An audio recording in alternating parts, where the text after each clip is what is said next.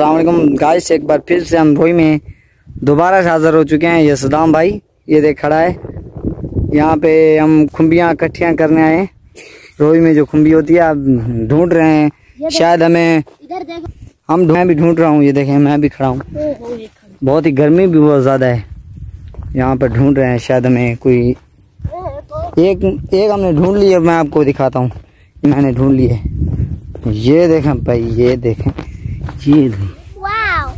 ये रही एक खुम्बी। ये देखें, एक वो उस लड़के ने ढूंढ ली है।